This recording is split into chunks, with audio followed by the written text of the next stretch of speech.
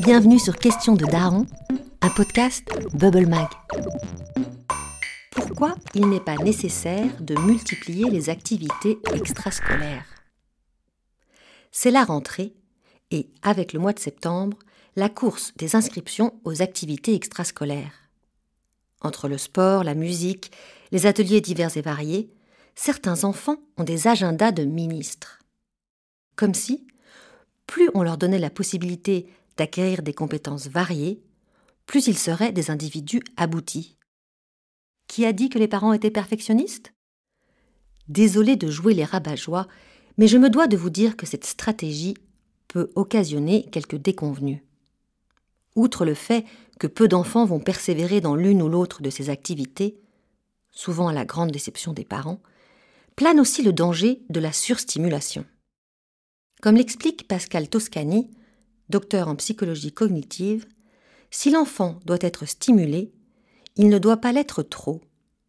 Et d'ajouter avec humour, on passe en quelque sorte de l'arrosage à l'inondation. Pourquoi ? Parce que, pour notre équilibre psychique, notre cerveau a besoin d'activer le réseau du mode par défaut. Un réseau qui se met en route lorsqu'un individu n'est pas focalisé sur le monde extérieur et qui développe une pensée intérieure indispensable à la construction de soi.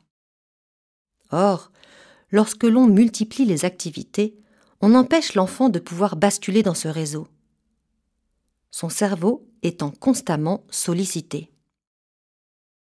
Ne rien faire, être perdu dans ses pensées, rêvasser au fond du canapé ou planqué sous sa couette, en mode ado grosse flemme, tout cela est donc essentiel. Vos enfants vont adorer. Conclusion, si entre les multiples activités extrascolaires, les sorties en famille, les copains et les devoirs à faire, votre enfant n'a plus une minute pour s'ennuyer, c'est qu'il est temps de revoir son agenda. Rappelez-vous, votre enfant n'est pas un ministre. Bientôt, je n'en doute pas. Question de daron ? Les darons, posez vos questions en envoyant un mail à podcast@bubblemag.fr. À bientôt.